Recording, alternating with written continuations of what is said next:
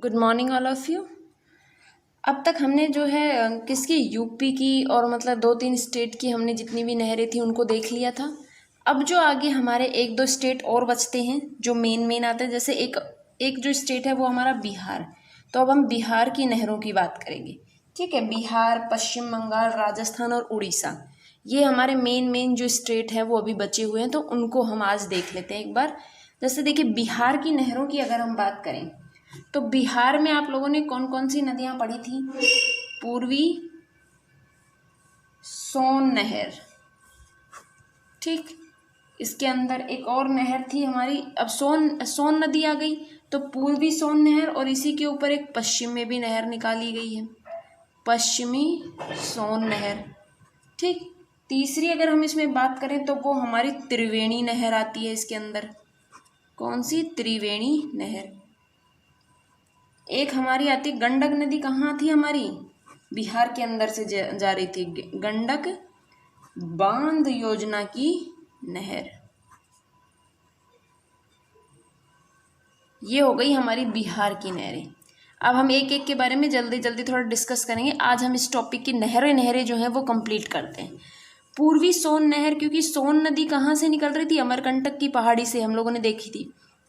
इसी के अंदर पूर्व में भी एक नहर निकाली है, पश्चिम में भी निकाली है, एक त्रिवेणी नहर है। 3 नदियों से जो निकाली गई है एक साथ, वो त्रिवेणी नहर, गंडक बांध योजना की नहर भी है इसके अंदर। पूर्वी नहर की अगर हम बात करें तो ये सोन नदी जो है उसके दाहिने तट से निकाली गई है। किससे है? हम हर नदी की 4 चीजें देख रहे हैं, तो ये निकलेगी सोन नदी से। निर्माण हुआ था इसका 1875 के अंदर। ये इसकी जो लंबाई है वो 130 किलोमीटर लंबी है। शाहाबाद, पटना, गया, ये सारे जिले इससे सिंचित होते हैं। और कितना एरिया इससे सिंचित होता है? 2.5 लाख हेक्टेयर जो भूमि है वो इससे सिंचित होती है। पूर्वी सोन नहर, हम हर नहर की 4 चीजें देख रहे थे, तो हमने पूर्वी सोन नहर में देखा सोन नदी जो है वो 1875 में बनाई गई थी। सोन नहर जो है सोन नदी पे बनाई गई है, सोन नदी से, और 1875 में निर्माण हुआ, 130 किलोमीटर लंबी है, और 2.5 लाख हेक्टेयर जो क्षेत्र है वो इससे संचित होता है। क्लियर हुई ये चीज?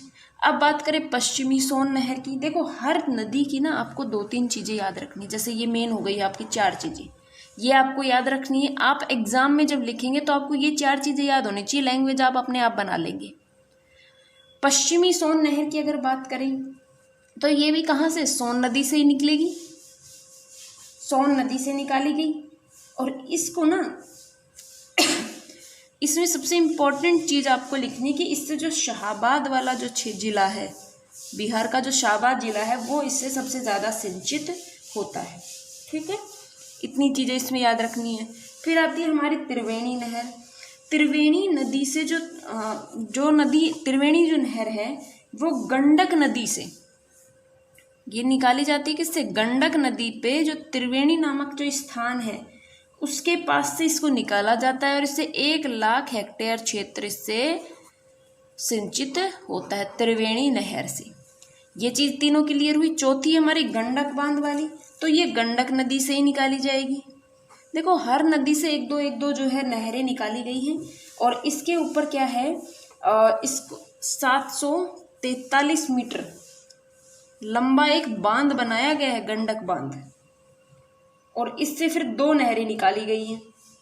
ठीक, और इससे टोटल अगर देखें तो 6.9 लाख हेक्टेयर जो क्षेत्र है वो हमारा सिंचित होता है।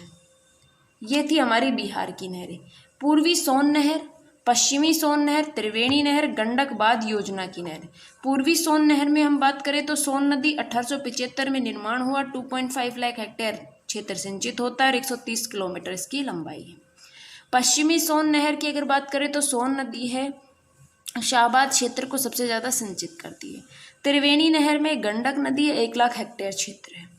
गंडक बांध योजना की नहरें जो हैं वो गंडक नदी पर 743 मीटर लंबा इस पे बांध बना हुआ है जो गंडक बांध के नाम से जाना जाता है। 6.9 लाख हेक्टेयर क्षेत्र जो है वो इससे सिंचित होता है। ठीक है, इतनी चीज क्लियर हुई। अब देखिए, दूसरा जो अगला जो स्टेट आता है हमारा, वो आता है हमारा पश्चिम बंगाल। पश्चिम बंगाल की नहरें, पश्चिम बंगाल में आप लोगों ने एक नदी देखी थी, कौन सी इंपॉर्टेंट नदी थी इसमें? दामोदर,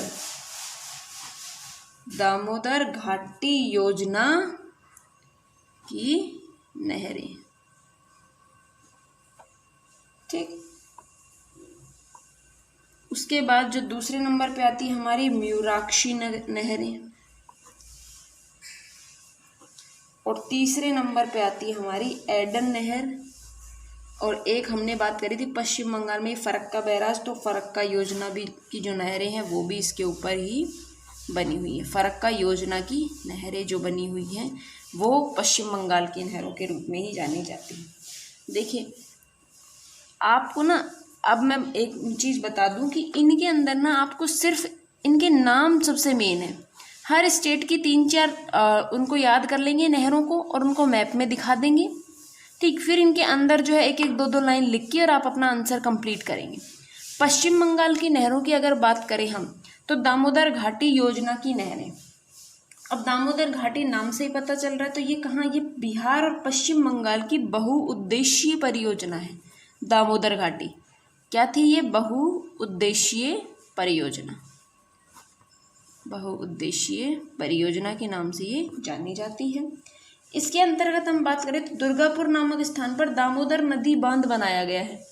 दामोदर नदी जो बांध बनाया गया है वो भी इसी के ऊपर बनाया गया है, और 4 लाख हेक्टेयर जो क्षेत्र है, 4 लाख हेक्टेयर क्षेत्र इससे सिंचित होता है।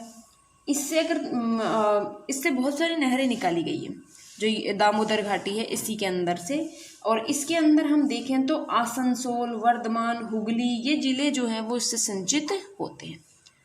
मयूराक्षी नहर की अगर बात करें तो मयूराक्षी नहर का निर्माण हुआ था 1955 में। 1955 में ये निर्माण हुआ और 25 लाख हेक्टेयर क्षेत्र इससे सिंचित होता है। तो ये बहुत बड़े लेवल की नहर है एक, और 35 किलोमीटर नीचे राज्य के जो एक वीरपुर जिले में सूरी नामक स्थान पर इस पर कड़ाना बांध बनाया हुआ है।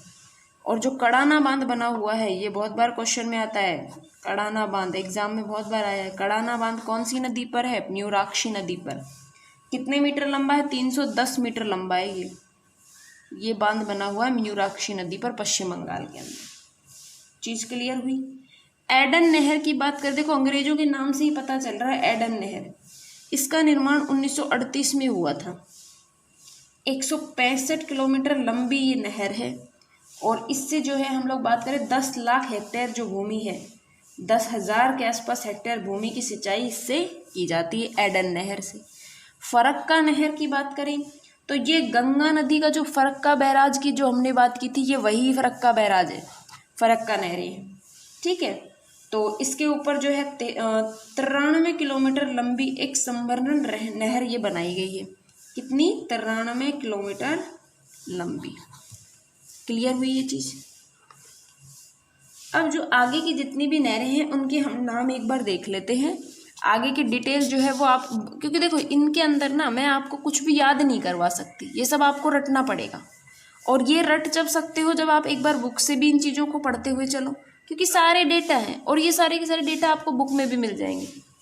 और अगर आप चाहेंगे कि भाई मैं इनके डेटा भी आपको इस तरीके से बताते हुए चलूँ तो फिर ठीक है, हम लोग नेक्स्ट क्लास में बता देना, आप लोग उसी हिसाब से करेंगे। क्योंकि देखिए इनके अंदर ना टाइम हमें वेस्ट नहीं करना। जितनी भी नहरें हैं मैं आपको नाम बताती हुई चलूँगी, बुक के अंदर आपको एज इट इज़ सारी चीज़ें मिल जाएंगी। बुक में जब आप देखेंगे तो इनके अंदर जो चीज़ें मिलेंगी वही हम लोग पढ़ रहे हैं, क्योंकि मैं कोई अलग से चीज़ें तो पढ़ाऊँगी नहीं आपको। तो आप लोग एक बार बुक से ज़रूर देखेंगे इसको। अब जो है हम लोग उड़ीसा की नहरों की बात कर ली थी हमने। हाँ देखो, बिहार की, पश्चिम बंगाल की बात हो गई। उड़ीसा में अगर हम बात करें तो हम नाम इनके लिखें तो उड़ीसा के अंदर हमारा कौन सा था? हीराकुंड बांध, महानदी पर जो बना था हीराकुंड बांध, हीराकुंड बांध नहर। दूसरी जो हमारी आती है वो आती है सलंदी नहर। तीसरा अगर हम इसमें बात करें तो बलदंदा नहरें, ये हो गई हमारी उड़ीसा की। राजस्थान की अगर बात करें, राजस्थान की नहरों की, राजस्थान के अंदर कौन सी नहर आएगी? एक तो अपनी जो राजस्थान नहर खुद बनाई गई है वो, राजस्थान के नाम से ही चलती है, राजस्थान नहर। दूसरी हमारी इसमें चंबल नहर। तीसरी अगर बात करें तो भाखड़ा नहर। ठीक हो गई राजस्थान की। फिर आती है हमारी कौन सी, आंध्र प्रदेश की नहरें, आंध्र प्रदेश की नहरें। ठीक, आंध्र प्रदेश की जो नहरें हैं उसके अंदर बात करें हम तो गोदावरी डेल्टा, गोदावरी डेल्टा की जो नहरें हैं वो, फिर कृष्णा जो डेल्टा है उसकी जो नहरें हैं वो आ जाएंगी, और तीसरी हमारी तुंगभद्रा परियोजना जो है, तुंगभद्रा परियोजना भी हमारी आंध्र प्रदेश के अंदर ही आती है। इतनी चीज क्लियर हुई। अब देखिए एक चीज और देख लेते हैं हम लोग इसमें। देखो आपको ना बुक के अंदर तो बहुत सारी नहरें आपको मिलेंगी, लेकिन आपको सारी चीजें याद नहीं करनी है। तमिलनाडु की अगर नहरों की बात करें, तमिलनाडु की नहरों की अगर बात करें तो इसमें कावेरी डेल्टा वाली, दूसरी पेरियार योजना, तीसरी जो है वो मेटूर हो गई, मेटूर योजना। तो ये थी पूरी टोटल हमारी जो पूरे भारत की जितनी भी हमारी मेन जितनी भी क्या थी नहरें थी उनके बारे में। ठीक है, अब आपको बहुउद्देशीय जितनी भी हमारे यहाँ परियोजनाएं हैं उनको आपको बुक से एक बार देखना है।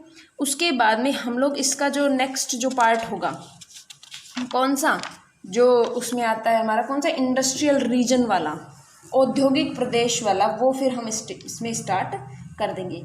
आपको बुक से जो जो परियोजना पढ़नी है, देखिए इन परियोजनाओं में ना समझाने का कुछ ज़्यादा इतना नहीं है, लेकिन मैं क्योंकि आप लोगों को इसके नाम बता देती हूँ कि आपको कौन कौन सी जो परियोजनाएं हैं वो आपको पढ़नी है। एक सबसे इम्पोर्टेंट बहुउद्देशीय परियोजना पढ़नी है आपको,